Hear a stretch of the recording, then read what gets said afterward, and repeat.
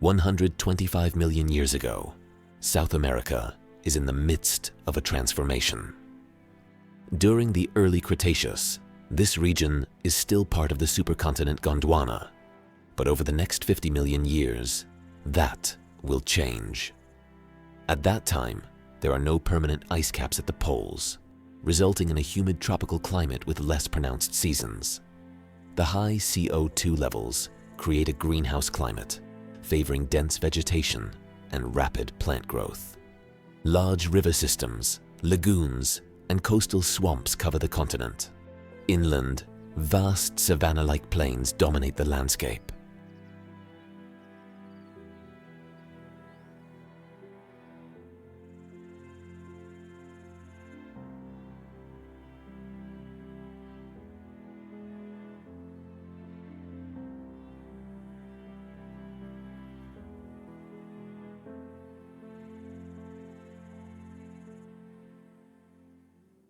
In the midst of one of these savannas, in what is now Argentina, a group of Amargasaurus sets out in search of water. A prolonged dry spell has withered the fern fields. The soil is dusty, and cracks run through the earth like scars. For a sauropod, Amargasaurus is one of the smaller species, measuring about 10 meters in length. Its neck, just under 2.4 meters long, is proportionally shorter than that of other sauropods. Its barrel-shaped body weighs up to 3,000 kilograms.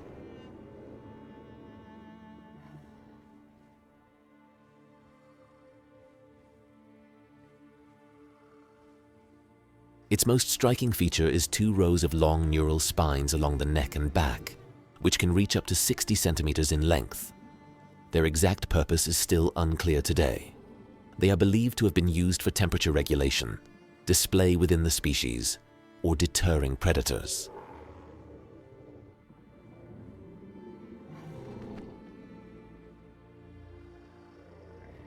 Amargasaurus is a herbivore adapted to mid-height vegetation due to its low head position. But in a dry spell like this, resources are scarce. The herd must keep moving.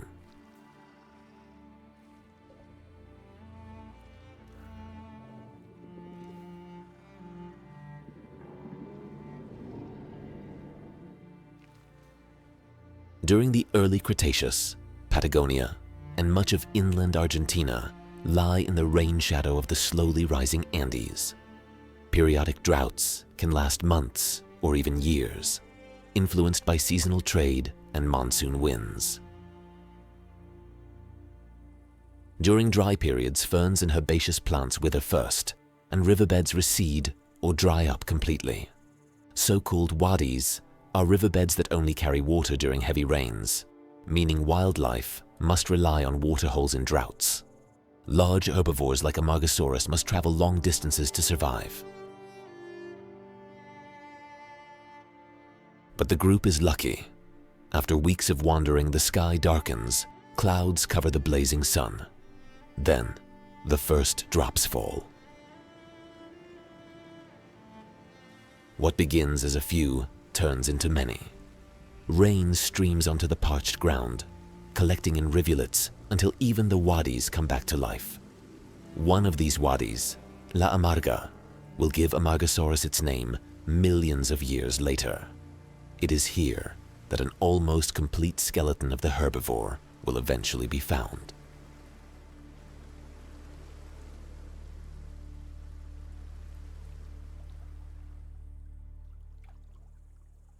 Just a few weeks later, the land is barely recognizable. Barren plains have turned into a lush paradise.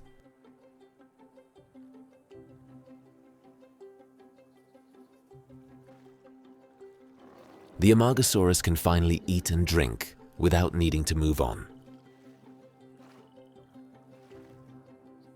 Their diet consists of leaves, soft twigs, and ferns, which they tear off with their spoon-shaped teeth. Instead of chewing the plant material, they swallow it whole. Large fermentation chambers in the belly handle digestion. For a brief moment, peace returns. The sun shines warmly, water flows clearly, the herd is full and thirst quenched. But Patagonia is no paradise forever. One day the clouds will disappear again, the land will dry out, and the Amargasaurus will move on once more, just as it has for millions of years.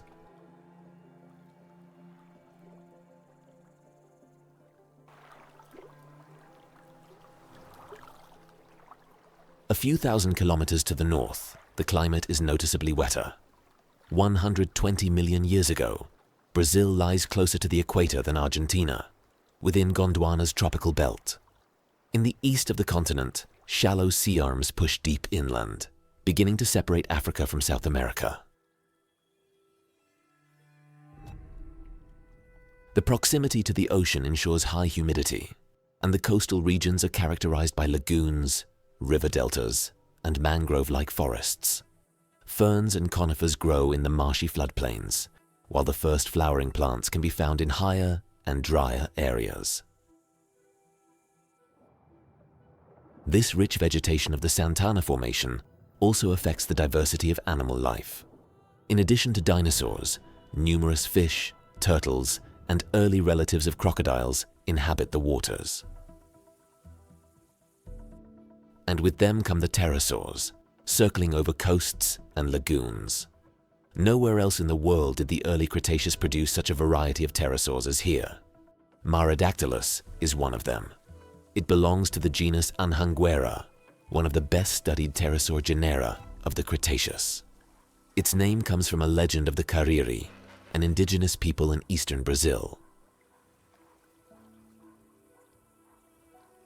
Mara, the chief's daughter, is magically transformed into a river monster with long teeth that devours fishermen and spreads terror. The suffix dactylus is common in pterosaur names and means finger. Looking at the wings of Marodactylus, it quickly becomes clear why. The fourth finger is the so-called wing finger, from which the membrane necessary for flight stretches. Marodactylus reaches a wingspan of up to 6 meters. It is an energy-efficient glider, using thermals and updrafts to soar through the air with endurance.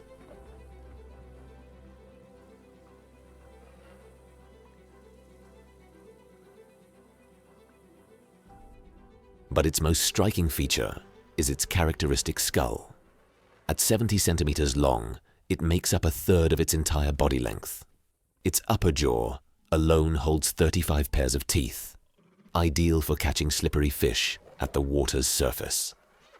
The beak-like snout acts as a natural spear, allowing Marodactylus to strike from flight.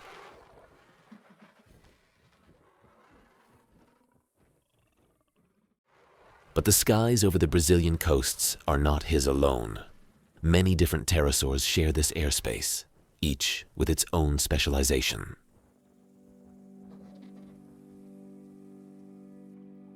Tropeognathus is a true giant among the winged hunters, its massive wingspan making even Marodactylus appear small. It is one of the largest known pterosaurs of the early Cretaceous.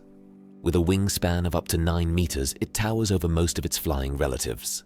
Despite its size, it is a master of energy-efficient soaring. Once in a thermal, it can glide for hours with almost no wing beats.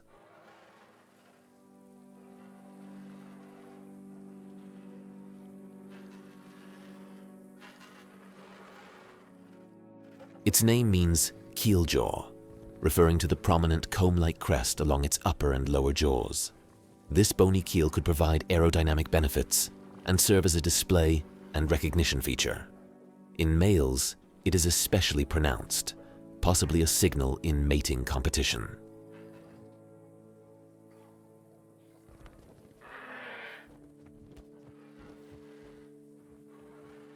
It also feeds primarily on fish. Its long, forward-pointing teeth allow Tropeognathus to snatch prey directly from the water while skimming low over it. Its powerful beak-like snout acts like a pair of pincers, holding the catch until swallowed whole.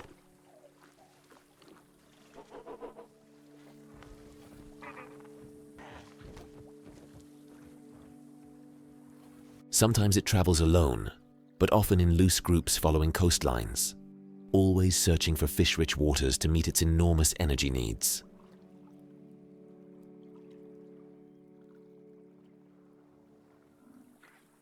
A few million years later, smaller, more agile pterosaurs glide over the coasts of Brazil, but these are no less remarkable.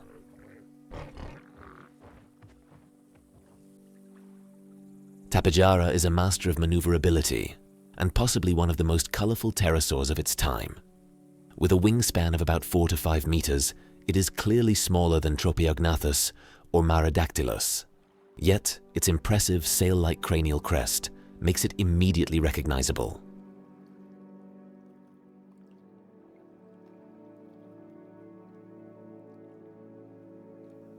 This flourishing crest, likely brightly colored, can reach up to 1 meter in length and may play a role in courtship, species recognition, or flight control.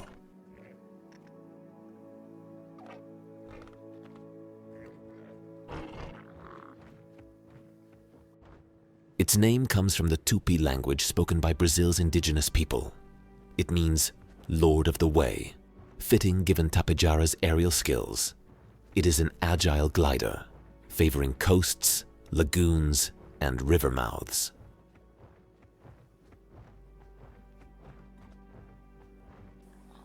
Unlike many of its fish-hunting relatives, it is an opportunistic omnivore. Besides small fish and invertebrates, it also feeds on fruits and seeds. Its short, toothless beak is perfect for grasping and cutting a variety of prey. Tapejara is thus better adapted to the constant changes of its world, a world of ever-shifting continents, seas, and habitats.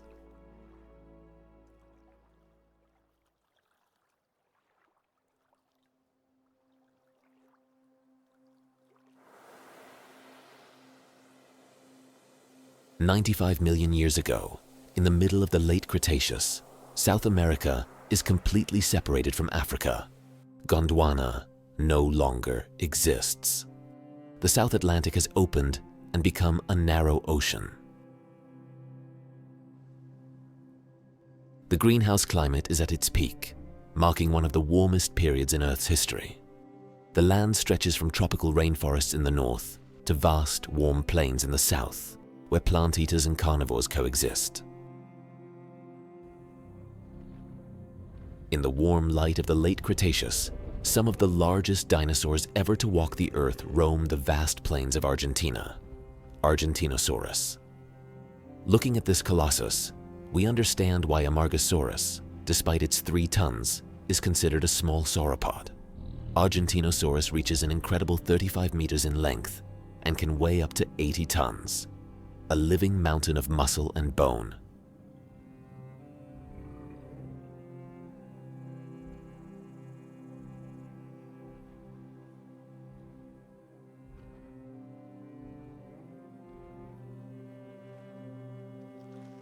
Despite its enormous size, Argentinosaurus is a peaceful herbivore.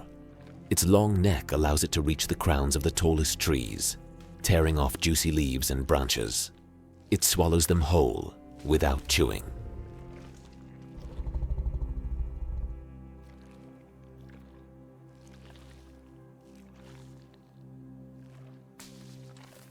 Its pillar-like legs provide support, while its powerful tail maintains balance.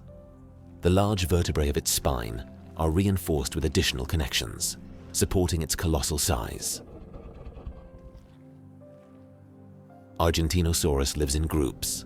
Its size may seem imposing and intimidating, but it is very slow, making it vulnerable when alone.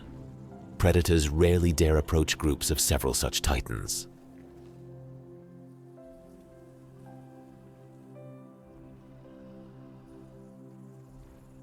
Not only herbivores reach gigantic sizes in Patagonia. Although it does not reach 35 meters, Giganotosaurus is one of the largest land-based carnivorous dinosaurs in history, 13 meters long and weighing 7 tons, larger and heavier than the famous Tyrannosaurus rex.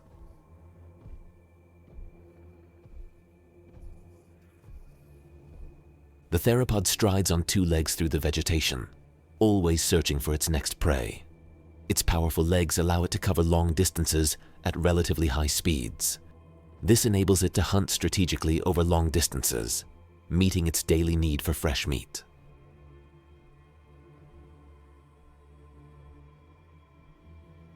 Giganotosaurus's teeth are shorter and more uniform compared to Tyrannosaurus.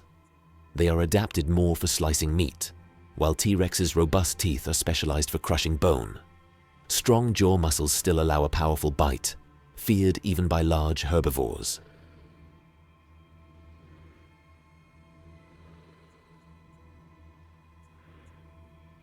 Its forward-facing eyes provide excellent depth perception, a crucial advantage for hunting. Its nostrils and olfactory system are well developed, allowing it to smell prey over long distances. However, the chance of success becomes negligible when dinosaurs like Argentinosaurus form a group. Giganotosaurus prefers to target single, preferably weakened individuals. It moves on, searching for a better opportunity.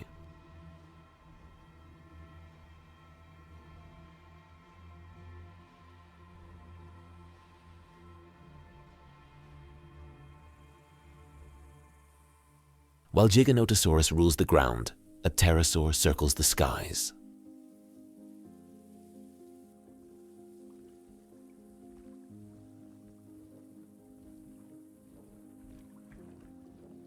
With a wingspan of 9 meters, Thanatos drakon, Death Dragon, dominates the skies of Argentina in the late Cretaceous. It is the largest known pterosaur in South America and closely related to the famous Quetzalcoatlus. It belongs to the Ajdarchidae, a group of flying reptiles, neither dinosaurs nor birds, forming their own lineage.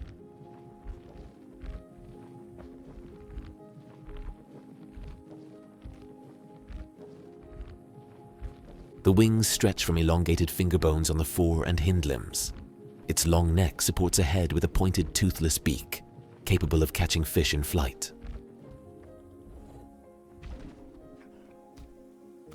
From high above, Thanatos drakon has a view that few other predators could ever dream of. It scans for small dinosaurs, reptiles, and fish, but carrion is also part of its diet. Its lightweight hollow bones keep its weight low, allowing it to stay in the air for long periods and land silently.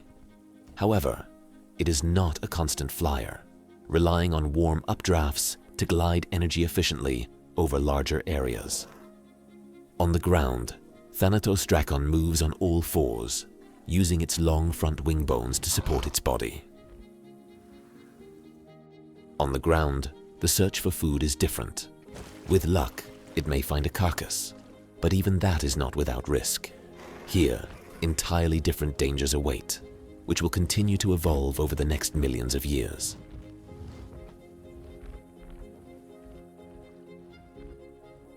"70 million years ago, Patagonia still consists of vast plains, river deltas, and coastal regions.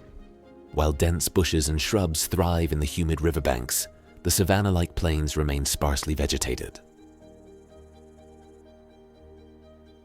In such an environment, waterholes are precious, not only for herbivores, but also for impressive figures like Carnotaurus.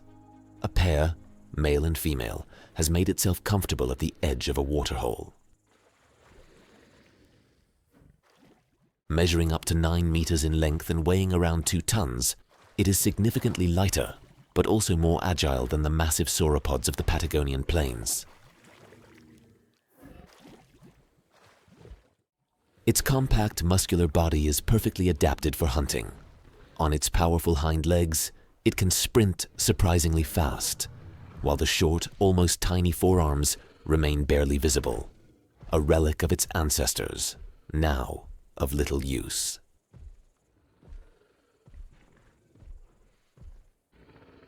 Its name, meat-eating bull, highlights the pair of prominent horns above its eyes. Such structures are unique among known theropods, and its snout is noticeably shorter and rounder compared to other members of this group. Combined with thick, leathery skin covered in small bony plates, this gives Carnotaurus a formidable and intimidating appearance, not only useful against prey.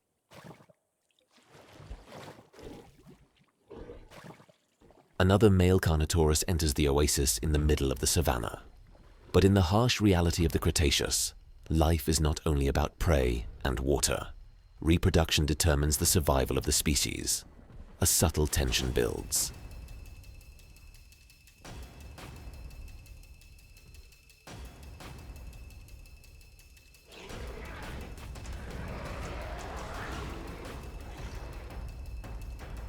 A warning call pierces the silence. The first male clearly signals its presence. The tension between the two rivals grows, and soon it will become clear who will win the favor of the female, observing the scene curiously from a safe distance. The Carnotaurus by the waterhole does not wait to be provoked and confidently approaches its challenger.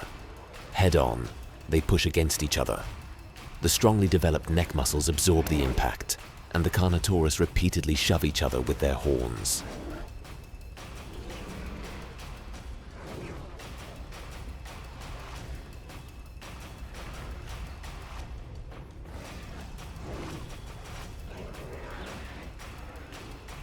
Every step, every headbutt, and every roar is an attempt to intimidate the opponent or drive it from the oasis.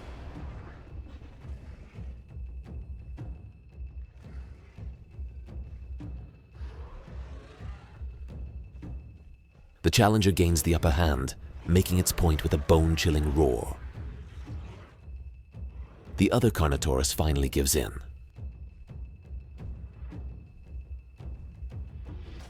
Marked by wounds, it retreats reluctantly. It did not win the female's favor, but survival is a higher prize than any fleeting triumph.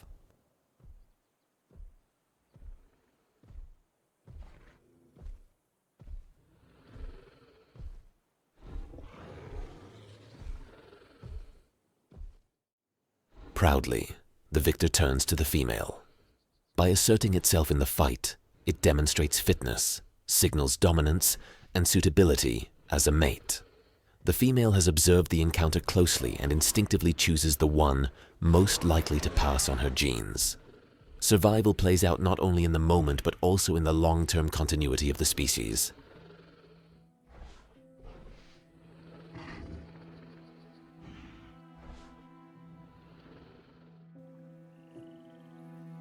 "125 million years of Earth's history reveal a world in constant change. From the humid plains of the early Cretaceous, through the tropical coasts of Brazil, to the vast savannas of Patagonia in the late Cretaceous, South America provides a stage for incredible biodiversity. Long dry periods challenge the inhabitants of this land.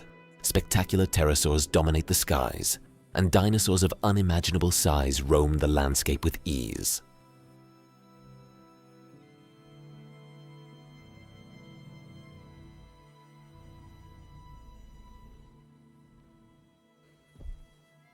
Life in the Cretaceous is harsh and leaves indelible marks, not only on the creatures themselves, but also in the rock. 125 million years later, these traces tell the story of a world full of wonders, where life constantly reinvented itself and faced the challenges of an ever-changing Earth.